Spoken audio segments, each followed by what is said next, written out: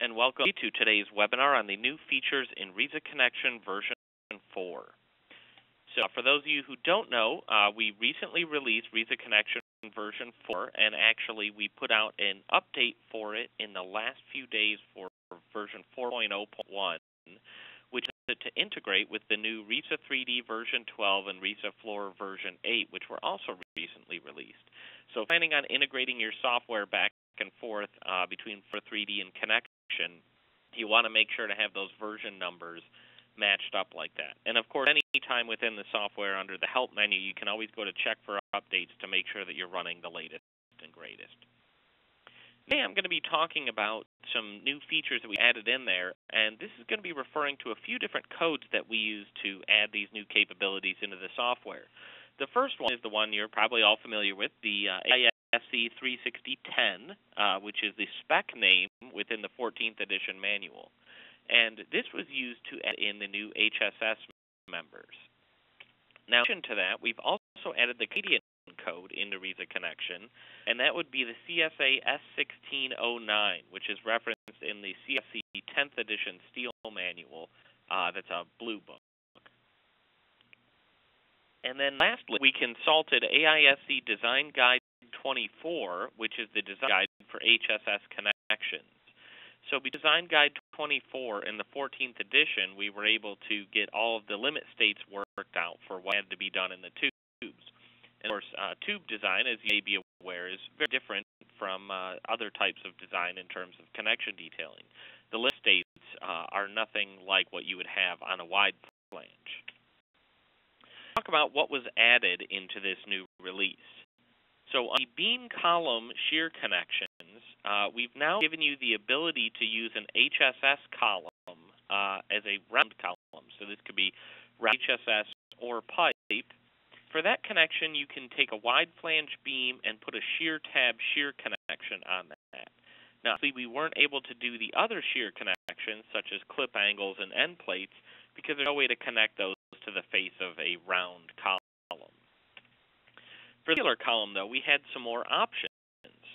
So rectangular HSS column, you can do the same beam with a shear tab, but you can also do a through plate connection. And this is where you cut a hole in the tube on each side and actually put that shear tab through the tube all the way through and weld it on the back side and the front side. Very expensive to fabricate, but in sort of dire circumstances, you can do this in order to get a connection for a high amount of shear load that maybe the rectangular tube can't handle. In addition to that, we've allowed you to use double clip angles on the wide flange beam and shear end plate connection as well. With respect to the column limit states, we have for the column shear connections, we have a few new limit states that were added in as part of HSS. For example, we have the limits of applicability. Now, what does this mean? Well, all of the AISC limit states relating to tubes are based off of testing that's been done through CDEC and a number of different other tube-related organizations. And all of the testing that was performed in order to determine the limit states and the way that the and the such were out in these mechanisms was based off of a variety of test data that fell within certain bounds. So, for example, they didn't bother testing a beam greater than 36 inches framing into a tube column. Now, you could have maybe a W44 framing into a tube column. Does that work with the existing calculations? Well, maybe, maybe not. It's just basically saying that it's outside of the range of test data. What we do within the software is we make sure that everything about your connection conforms to these limits of applicability. If anything fails within that limit of applicability, it doesn't necessarily mean that your connection has failed, but rather that you're sort of stepping outside the known bounds of the testing that was used to establish these formulas. Now, in addition to that, we've added shear capacity limit states, but sort of more importantly than that one, we've added axial force capacity to the shear connection limit states.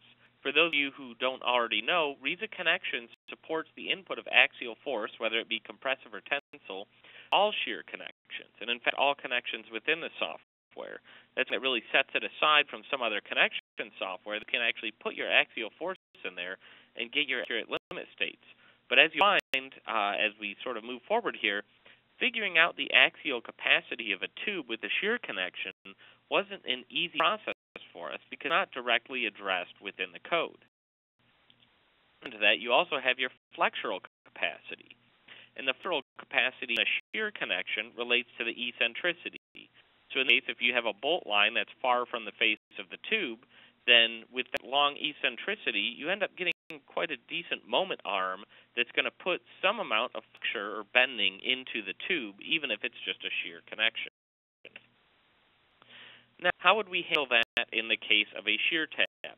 Well, right, what we're taking a look at is a section cut looking down where I have a beam with a shear tab welded to the face of this tube column. With this shear tab welded onto the face of the column, what's going to happen is this wall of the column will be relatively weak due to both flexure and axial loads, and so the column's capacity will be relatively small. However, coming down here, you can see the option we have is to put a thread plate in. This is where we cut a slot on each face of the tube, bring a long shear tab all the way through here, and then weld it on there. Now, this is something you may know that fabricators prefer to avoid because it's really expensive to have to cut the holes in the tubes and everything like that. And in some situations, you can actually just make the tube wall thicker. But we did add this option into the program so you can do this. This is only on the rectangular HSS. This is not available for the round HSS. Now, about the eccentricity, let's just take a look at an example here. Here, in a typical beam-to-column connection, is we have a vertical reaction. And vertical reaction occurs right at the bolt line, or if this was welded to the beam, this occurs at the centroid at weld.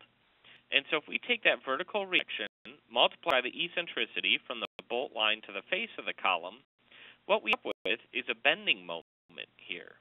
Now, in addition to this, if we have axial force in the beam, and the axial force is offset vertically from the centroid of the connection on the beam, then you can also get a moment that's caused by that axial force as well, just the horizontal force times the vertical eccentricity. So what you can see in the program is that we calculate a moment for all of your shear connections, which is just equal to the algebraic sum of the two eccentricity moments.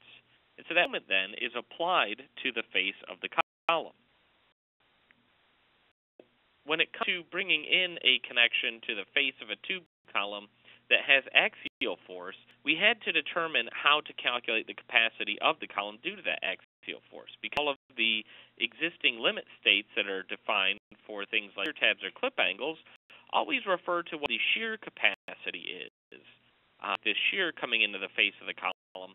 But they don't talk about the fact that if I've got 20 kips of axial compression or tension in this beam, maybe it's part of a brace frame system or the such, that we need to be able to figure out whether the tube can handle that beam push into the side of the column or not. What we decided to do was to make an analogy between this double clip angle connection shown here and an HSS truss connection, which is well addressed within the literature. So in this HSS truss connection, what you can see here is we've got this equivalent tube that we're pretending is welded into the face of this column, as opposed to these double clip angles. Now, this assumption does rely on the concept that the clip angles are sufficiently rigid to basically spread their load out to this tube relatively evenly. That's to debate, but really, when it came down to it, this was our best approach that we could come up with. It was that, or just say no axial force allowed in tubes whatsoever. So I do realize that there are some of you out there who may say, well, I disagree, with the concept that this can be treated like that. I totally understand. Within the documentation of the program, we've written up what our assumptions were and how we've done this. And if you disagree with this, then you can just not use the axial force within the program and everything will be fine. So I just want to put that out there, that the way that we approach these limit states is something that we sort of determined in-house because we have nothing else to go on in terms of white papers or research or the such that shows how this works. Now talk about the brace connections. So what we have is an HSS brace that you can now model, and this is for both the vertical brace and chevron brace connection types. And HSS brace, you can do it either slotted around the gusset plate, and this is where you just cut slots in the HSS around the gusset plate and then field weld it. We have the knife plate, was where there's a connection plate that is stuck into the slot of the HSS, typically shop welded to the HSS, and then you can bring that out and field bolt it to a gusset. And we have the end T connection, where using plates you build up a T connection on the end of a tube and then bolt that onto the gusset plate. And you see graphically how all these work. Another major addition in version 4 was the WT brace. So now you can have a WT where the flange of the WT is either bolted or welded to the gusset. Now I'll mention the Canadian code. Since we released RISAConnection, our intention has been to add additional code types as the program ages. And so at this point, we've put in the Canadian code, but we're doing a phased implementation of the Canadian code. So you'll see in the current version, what we've added is shear connections, whether they be from beam to column or beam to girder, using the shear tab and the clip angle connections. And then for moment connections, we've offered the direct weld moment connection and the flange plate moment connection. So you may notice what's missing out of here is the end plate shear connection and the end plate moment connection. We're working on adding that as sort of a pass-to for the Canadian code in an upcoming release of RISAConnection, in which point we'll be adding the other connection types that AISC has, and that includes diagonal brace connections as well. So sort of phased implementation, we can roll out new connections for both AISC and Canadian code as time goes on. Now actually take you into the program so that we can graphically see how these new items have been added. In here and pull up RISAConnection version 4, what we'll see is the program looks pretty much the same as it has all along. If I come in here and go add a new connection type, my available connection types are the same as what they've been. So we haven't actually added any new connection types to the program here. Or if I open up one of the existing connection types, let's say the column, beam, clip angle, shear connection. Well, what we're going to see on here is that if I click on the column, for example, highlight that on the column section here, I now have multiple options. So I specify a tapered wide flange, a regular wide flange, or a tube. Now, in previous versions, all these other options were grayed out. You were forced to only use a wide flange. But it can actually come in and say that I have an HSS 10 by 10 by 6. And for you who aren't familiar with the RISA nomenclature for tubes and single angles, saying the last 6 on there is actually the number of 16ths of an inch. So in this case, a 10 by 10 by 6 is actually a 10 by 10 by 6 16ths, or 3/8. That column type on here, you can see we've got a tube here for the column, and that is automatically going to be welded to the face of the column. At the time, we don't have any bolting options to the face of the column, although blind bolting or through bolting may be added as a future capability. But I can have this bolted to the beam, and so in this case here, you can see this connection actually doesn't quite work out because I've got my welds approaching a little bit on the fillet of that tube there. So for this connection, I might come in and change that as opposed to a 4 by 3.5 single angle. For 2, I want to bring it back to maybe a 3.5 by 3.5. That'll pull it back a little bit on the face of the tube. So that connection, well, how does this affect things in terms of the limit states? Well, let's get here into the reports, and here we'll see some of the new limit states that have been added into the software. So first and foremost, we have this HSS limitations that's listed in here. And this is when I said the limits of applicability. These are a variety of checks and tables at the back of the AISC manual that tell you what sort of limits you have on applying the various limit states that are listed in the AISC for that connection. Then you can see we have a column slenderness check, and this is where we're just checking the B over T on the column, or the slenderness of the column, and everything's all good there. The connection width ratio also needs to be checked. And basically a width between the width of the connection, as shown here, and the width of the overall tube. It has to fall within certain limitations. The branch aspect ratio is also checked. Now, when we refer to branch, this is out of a portion of the AISC code that's devoted for HSS to HSS connections. which we don't currently have RISAConnection, but we're planning on adding into it in an upcoming release. But what we've done is we've treated this double clip angle effectively as a branch. So when referred to chord and branch, in this case what we're really talking about is the column and the beam.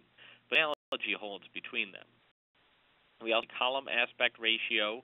The column material must fall within certain yield strength capabilities, and the column ductility must fall within certain capacities.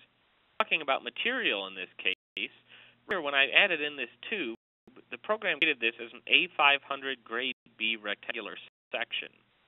Now, A500 grade B is the most common material that's used for tubes. Although there's a newer material, A1085, that's becoming more popular on the market now. And so if I come in here, you'll note that in my list of available shapes, if I down to the bottom, I have a bunch of shapes in here that are followed by a hyphen A1085. In this case, if I select a 10 by 10 by 3/8 by A1085, the tube looks very similar, but what's actually happened here is the tube wall is a bit thicker in this case than it was with the non-A1085. And set my material accordingly to match on that. What you'll find is that the tube is actually now stronger by using this A1085 material as opposed to the standard A500 material. Background on that, in the A500 specification for the steel material, that specification was very loose on thickness tolerances. So a lot of tubes actually had thinner walls than what you would expect. In the case of this one, we've got a nominal 3/8 inch tube wall, but if I'm using A500 material, the mill very well may give me a tube that's 10% thinner than that or 5% thinner than that. And so it can be a little unconservative. What ASC did to address this was they mandated that you apply 0.93 factor, or in other words, a 7% reduction on the thickness of the tube wall when using design checks on that tube wall. Well, with A1085 specification, that 7% reduction no longer exists, so you can actually use the full thickness of the tube because mills must now roll these tubes to the actual thickness as opposed to allowing them to go 7 or even 10% less than what they were at before. So the option you do have if your tube is failing is to switch it to use an A1085 material, and this is becoming available sort of in the mills and the shops around the country. So don't be afraid to go ahead and use that new material that's listed in there. Now look back at the limit states. Everything still passes on this tube here under HSS limitations. And in this case, I have a shear applied, but I have no axial force applied to this one. And so because of that, we don't really have much in the way of checks that are going to be on here. But if I come and let's say add a negative 15 kip axial force, that's a 15 kip tension on the beam, we're going to get a few more limit states listed on here. Now at this point, I've got an 80 kip shear load, a 15 kip axial tension on the beam, and that tension is going to want to sort of pull this face of the tube outward when the beam pulls out. So we can come to check this out. All limit states that you see here, staying at geometry restrictions at beam, all the way down through column weld strength, are the same limit states that we would have regardless of whether it was a wide flange column or a tube column. We'll be able to see these don't change when we change the column type. What's new here, we have this HSS column wall plastification. And this new limit state in here is basically based off of the idea that as we pull out on this column wall, at this point it's going to reach a plastic failure on that one wall of the tube. And see, when you expand this out and take a look at this equation, one of the most prominent values in here is thickness squared. So the column wall plastification capacity is a square of the thickness of that wall. So in this, I know right offhand that if this were to fill, bumping up the thickness, even by a small amount, is going to have a huge effect on the capacity of this. Something else to point out as well that's new for these tube connections, and doesn't really apply to the wide flange columns, is this chord stress interaction parameter. And this value Q allows us to use a utilization ratio of the column. Now, it's a bunch of big words and the such. Here's what the idea is behind this. With this program, we ask you to input the column force and the column moment. It would be the force and the moment that exist right above where this connection is. We're going to take an imaginary section cut of this column right above where that beam is. What is the force and what is the bending moment in the direction of this connection that exists in that column? Based off of those, and then based off of the area of the column and the section modulus of the column, code, it determines a utilization ratio. And so this utilization ratio right here is calculated as 0.16. It can be roughly compared to a unity check on that column. In other words, with 50 kips of axial force and 48-inch kips of moment in the column, that column is about 16% stressed. Now, 16% stress, that's not much, and so this chord stress action parameter is at 1.0. But what will happen is if I bump that value up significantly, and I get this column up to, say, 200 kips, now we're at 51% stressed on it. Let's get up to 300 kips. And at some point, as we increase this, what we're going to find is that the utilization ratio is going to get up near 1.0. Depending on the limit state that we're using, this is actually going to result in a smaller value of QF. So your capacity of the connection is directly related to the capacity of the column and the force in the column. And so if the column is near failure anyway, then its sidewall is actually going to have less capability to take plastic, or have less plastic capacity to take transverse forces that are on there. So we have the column wall plastification and then the column flexural plastification. And the flexural plastification is based off of what I mentioned earlier. It's the idea that due to the eccentricity on this connection, it's actually putting a moment going in this direction, if you can see my mouse there, on the face of the tube. And so it wants to pull the face of the tube out up at the top and push it at the bottom. So we have a limit state based off of the moment capacity of that as well. And then take a look at a shear tab connection and just sort of see the differences between those. In this case, I'm going to come in here and once again pick up a tube, and I'll use that A1085 material again. We will use a little bit smaller in this case, an 8 by 5/16, and I'll make sure to set the material to match the section properties on that one. So here, very similar connection type, and maybe here we'll put in a 15-kip compressive load in that beam, so we have that axial force listed in the beam. Now, for shear tab, one of the things we have to worry about that doesn't exist in the case of the clip angle is punching shear. And so in this case, I have to worry about whether or not this tab right here to do this 15 kips of compression is that going to punch straight through the sidewall of the tube. And so what we see here is that limit state is listed along with the limits of applicability on here. And we just get a simple pass-fail for all of these. And you can see that for punching shear, we're getting a pass in this connection.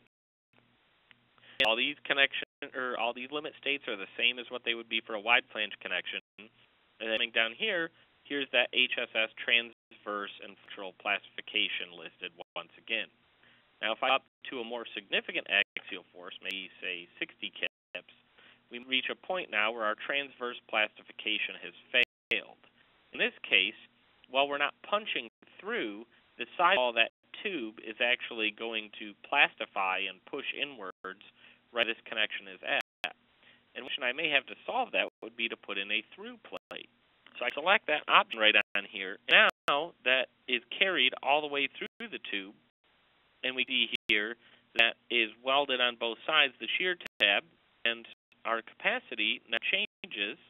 And so at this point, now transverse plastification is still failing because we've got a lot of force into it, but it's significantly less. And maybe we can actually handle, say, 50 kips of axial force at this connection here. Another thing to point out is that the flexural plastification is now gone. That limit state disappeared when I put the through plate on. Why is that? Well, if I have a bending moment occurring here on the connection due to this eccentricity, if the tab is simply welded onto the face of the tube, then that gets resolved as a bending in the face of the tube. But if we carry the shear plate all the way through the tube here, and we've got on the front and the back, what we can do is take that bending moment and we call that as a force couple on these welds. And so you'll see now that for my weld check, I've got called the weld at column near and the weld at column far, and so that's the nearest to the connection and farthest from the connection. The weld forces are now also going to include that eccentricity so that we actually place any bending on the tube itself. It's another important distinction on this connection type. And, of course, we have the tube column as well, the round tube column that being. So if I'm in here under pipe, I can choose an HSS pipe as well, and find the limit states are very similar in this case to what they were for the rectangular. So we have punching shear, transverse, and flexural plastification listed in there as well. Now coming back to this connection up here, the double clip angle, on the width of my column, I can actually reach a point where my limit states change a little bit. And this depends on how wide the column is relative to the connection itself. So if I'm here and maybe did an 8x8 connection in this case, you'll note that now my transverse and flexural plastification limits have changed because the width ratio of the connection is much closer to the actual width of the column. We see this won't work because the weld is falling off of the tube. But in an example where that did work, what happens is we leave the state we have a transverse plastification, and instead now we have a column sidewall local yielding limit state. So it's a slightly different limit state that only applies when we have connections that are nearly the same width as the column. It all comes right out of the ISC tables. Next, the diagonal brace connections that we have available. So if I pull up a standard diagonal brace connection, you'll see here we have the same angle braces that have been in the program for several versions now. In addition to that, I can actually choose a number of different shape types. So aside from single and double angle, which have been in there all along, I can come in and say choose a tube shape type. So here I have an HSS 10x4 on there. What that does is it defaults to be a slotted connection type. But I can adjust that under my top brace settings. So that's under this top brace tab here. Here this is slotted around the gusset plate. If I kind of take a look at my limit states related to that, here's my top gusset to brace, you'll see limit states are the same as they would be for anything else. So brace weld strength and then just a variety of brace checks. So this is the most basic of the connection types, is where we have the connection slotted around the gusset plate. Another one I have for connection type is the knife plate connection. And with plate connection, here you can see we've taken this extra piece of plate here, we slot the tube and lead in there, but then I actually bolt that knife plate into the gusset plate on here. So here I set it up with 6 bolts. This is a great way to build a connection that's much more constructible in the field by using these knife plates. And of course, it just alters what we have in here in terms of all of the different limit states. So see before where we only had a handful of limit states, and then we have to check the knife plate for block shear. We have to check the knife plate for tear out, the knife plate for tensile yielding. Then we have to check the gusset for all these limit states and the brace for all these limit states. So this connection makes it a lot easier to construct. It's a lot more difficult to analyze. But that beauty of having RISAConnection is it's going to run down all those numbers for you so that you don't have to sit there and do a bunch of extra calculations. We have the T connection as well. And this here, what we do is actually take pieces of plate here, weld them together to form a T. Now you can also use a piece of a WT section if you have that.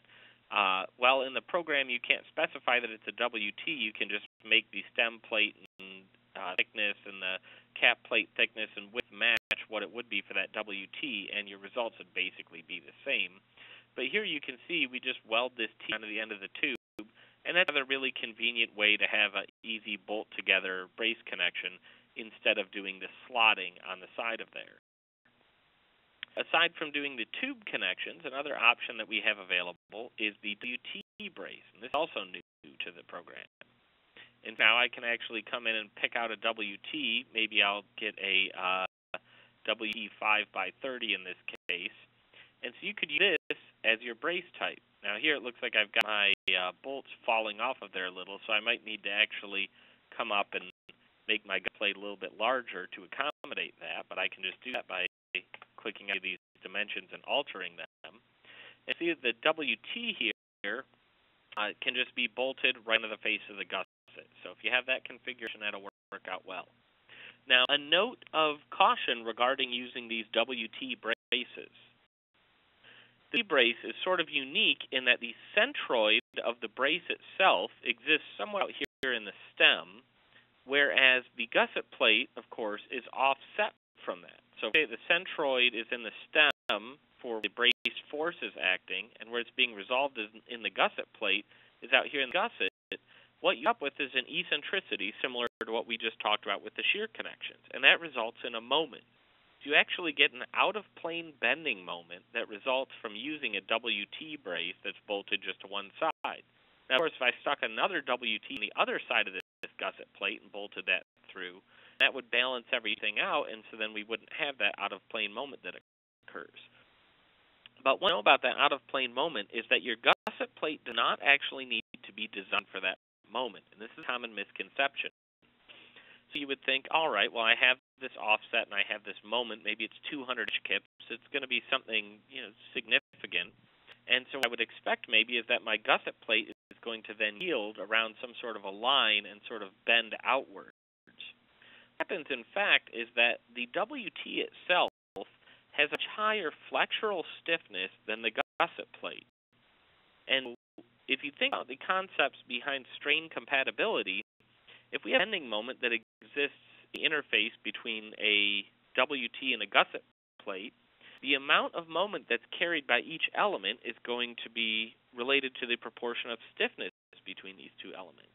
If my WT is much more flexurally stiff than my gusset, then the WT is going to carry much more moment.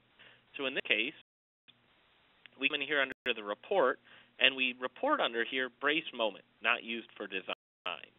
In this case, our brace moment is going to be 107 inch kips, and that's the total amount of moment that exists at that interface. And if you run out the calculations, which we did when we implemented this in the program to see whether or not we were going to have to account for this, what you'll find is that the gusset takes almost an insignificant amount of that 107 inch kips compared to what the WT does. So the WT itself is actually going to have to be designed for that moment. Now, in case RISAConnection doesn't do member design, and so you're not going to get a design of this WT since we have no idea how long it is, what else it bolts up to, anything else. So it will be up to you to check that WT sort of by hand, or if you have RISA 3D can do it for you.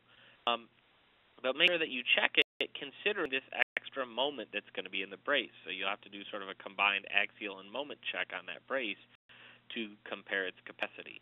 So that's a very important thing to keep in mind when using the WT braces. Now look at, say, a single angle brace. This sort of idea exists as well with the single angle. We have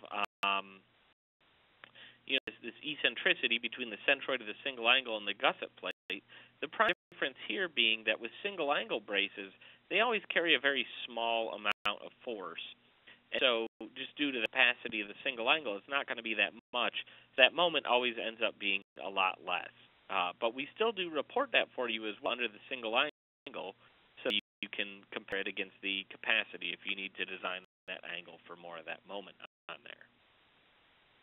That's sort of the rundown on the new braces that we have, and you've seen the new shear connections. The last thing that I'd like to show you are the new Canadian code connections. And so that I'm actually going to open up an existing model that I have here. And what we see is that under the global parameters, under the solution tab here, we have a Canadian option. So you can choose the CSA S1609, which is the current Canadian steel code. I can create a number of different connections. Here you'll see that the Create New Connection list is filtered to what's currently available in the Canadian code. As I mentioned earlier, this list is going to be expanded over time, so keep an eye out in the future releases for more Canadian options as well. But I picked out here just a basic flange plate moment connection to show you how this looks. So here my unit's set to metric as opposed to the so everything's going to be reported in centimeters and millimeters in this connection. And if you look at my report here, you'll see unless specified, all code references are from CSA S1609. And we went our way to really get things as implemented as possible from the CSA. But there are some locations where the CSA simply just doesn't address certain things. For example, beam web shear yield. Here we see this is it's used for the shear capacity of the weld, and we get a code reference here. So out of the Canadian code, that's clause 13411, and we get this information reported. But in certain limit states, we actually had to go back to AISC to get certain information out of them. So I'm going to look for one of these right now. You'll see a lot of these have that same Canadian clause, but welding is a good example, actually. Come up here. We get under the column weld limitations. We're using the CISC manual. Now, that's different from the CSA code, so we do reference that is the manual itself and which page number we get. You'll see here that under shear plate weld strength at column, for electrode strength coefficient, we're using the AISC 14th edition. So this coefficient right here isn't really addressed in the Canadian code. And in a lot of cases in the Canadian code where they don't address something directly, they'll have a note or a clause in there which says, just use a rational method of accomplishing this. What is a rational method? It's anything you can back up as the engineer. And as an engineer, I trust that the AISC's formulas are going to be rational and valid. And so in this case, we've implemented them wherever necessary in order to sort of fill in the gaps of the Canadian code. But this is all handled straight out of there. And so you'll see everything's now reported here in megapascals and kilonewtons and such. And the program otherwise operates the same. Or I can flip at any time in this connection back and forth. So I could say, all right, well, with this connection right here, my controlling unity check is going to be a 0.7. And what am I controlled by here? Well, it looks like bolt shear is probably the controlling factor. Let's just look at which bolts I've got on here. If I just click on the bolts, it should highlight them over here. So I've got 22 millimeter A325 metric N bolts listed on this connection. Well, if I flip myself over to the AISC 14th LRFD, I can still leave all of these same items intact, so my bolts are still going to be the same 22 millimeter, but now I get a code check based off of the AISC provisions. We'll see in here that in the AISC, it's actually controlled by vertical plate shear rupture.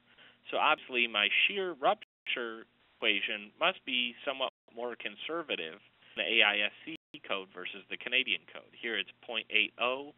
And here, if I flip back to the Canadian, we see that my vertical plate shear rupture is only 0.65. So I can tell right here from the formula that they're using an average of the yield and ultimate stress for vertical plate shear rupture, where with the AISC code, we're just using the straight-up rupture strength of that one. So it does affect the equations in some ways. So a little run through of that, and of course you can create any different connection type you want depending on which code you have chosen. So keep in mind as an availability, and keep an eye out for some of the new capabilities that we're going to be coming out within RISAConnection. Because this is a young program, those of you who've had some of the prior versions know that we've really been working hard to get a lot of new features and capabilities into this as quickly as possible. And so we're still keeping that ball rolling of putting in a lot of new great things to the program. And so I will hand it back to Amber. Thank you, Matt.